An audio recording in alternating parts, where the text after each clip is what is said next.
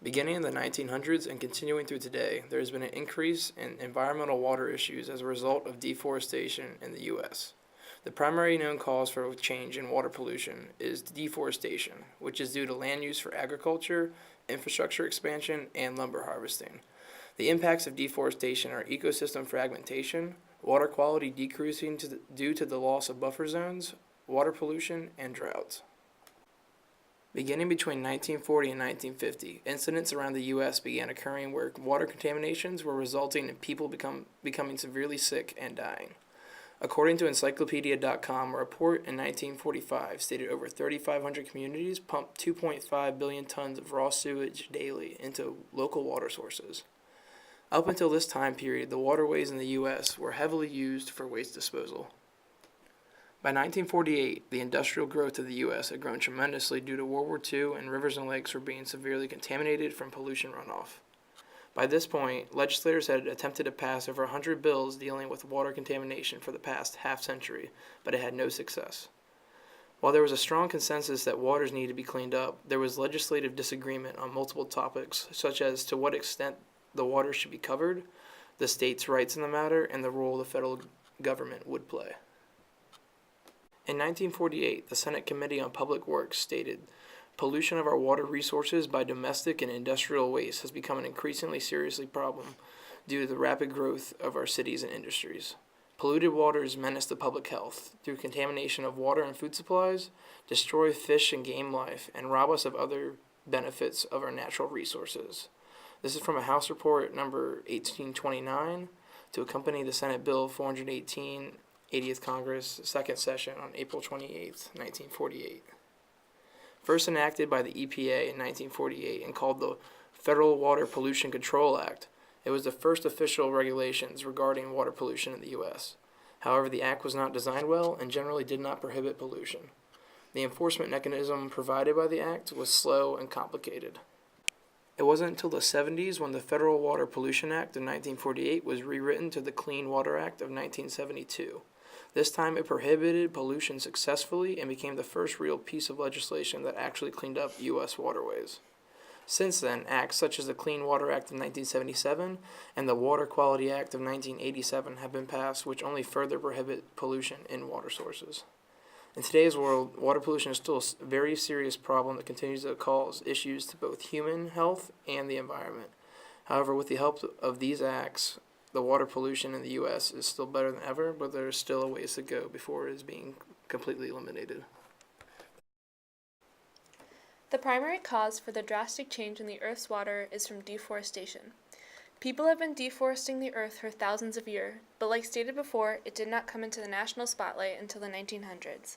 According to NASA, there are a variety of causes for deforestation, all starting and ending with the rise in global population. The most well-known is the need for agriculture expansion or clearing land for crops or livestock. Wood extraction, such as logging, and infrastructure expansion, like road building and urbanization, are also important causes of deforestation. There are many deadly impacts to the problems of deforestation, especially a depletion of clean water and water in general. The first impact of deforestation on water is the increase of droughts around the world. According to the New York Times, a fully grown tree releases 1,000 liters of water vapor a day into the atmosphere. The water vapor creates clouds, which are seeded with volatile acids like terpenes and isoprene, emitted by the trees naturally to form rain. So when trees are cut down, less rain is able to form, meaning more possibility for droughts.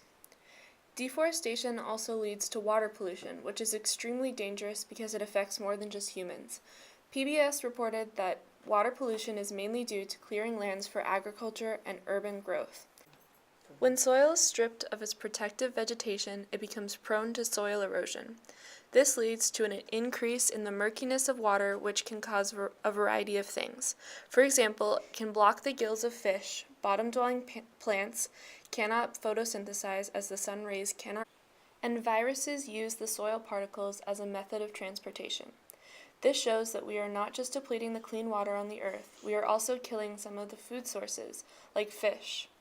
Blending these both together, Miami University states that the water cycle is drastically impacted by deforestation, as the water that falls to the earth runs to the ocean and freshwater reserves.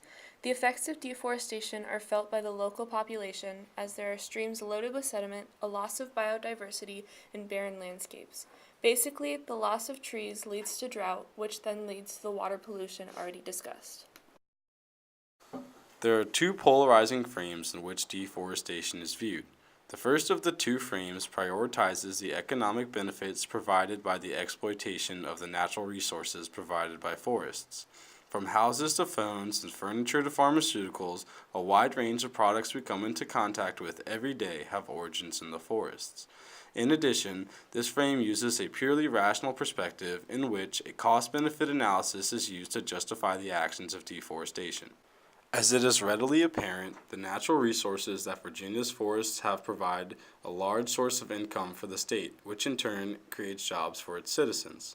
According to the Virginia Department of Education, in 2015, the products created by Virginia's forests provided $17 billion annually to the economy and employed more than 103,000 people, with an additional $9 billion being created by other forest benefits such as recreation, wildlife habitat, and environmental benefits. From the view of an elected official, it may be difficult to vote against economic bills that support deforestation, given that the benefits that are provided are large and impact the constituents who vote for such officials. This may explain the hesitancy and lack thereof regulation regarding this issue. Regardless of the environmental impact of deforestation, this frame places the economic gain ahead of all else. The second frame of view takes the opposite stance on the matter. Deforestation has had a substantial impact on the environment in a negative manner, which has led to the creation of water quality issues to an extent previously unseen. Rather than looking at the immediate benefits of harvesting natural resources provided by the forest, this frame seeks to take an in-depth look of the long-term impact of deforestation. Deforestation has primarily manifested itself in ways related to water quality and pollution. According to the Journal of Mountain Medicine and Ecology, multiple problems, including reduced water clarity and the emergence of pea soup-colored lakes, oxygen depletion, decline in drinking water supply, increase in cost of drinking water purification, in more extreme cases results in bloom of toxic algae, fish kills, and clogging of the waterway with weeds. Also, persons who subscribe to this viewpoint would point out the lack of economic development associated with deforestation in developed countries. According to the International Institute for Applied Systems Analysis, the data agreed with the hypothesis link between economic development and deforestation for developing countries. For wealthy countries, however, the correlation disappeared. This rebuttal shows the lack of economic creation predicted by the other frame. Deforestation's effect on water is an example of an untenable ethical problem.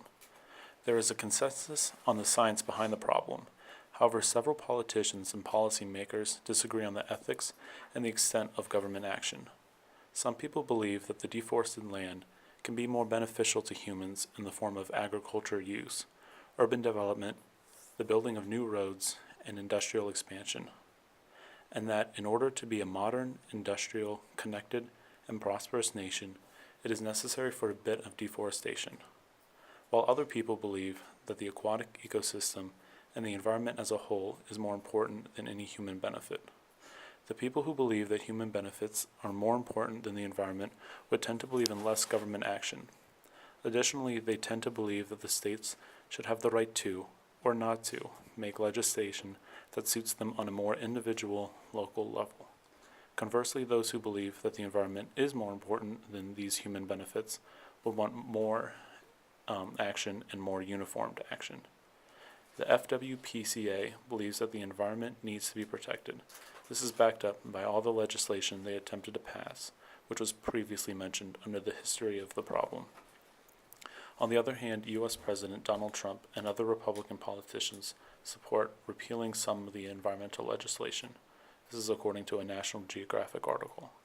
They believe that the human benefit is more important than the environmental cost.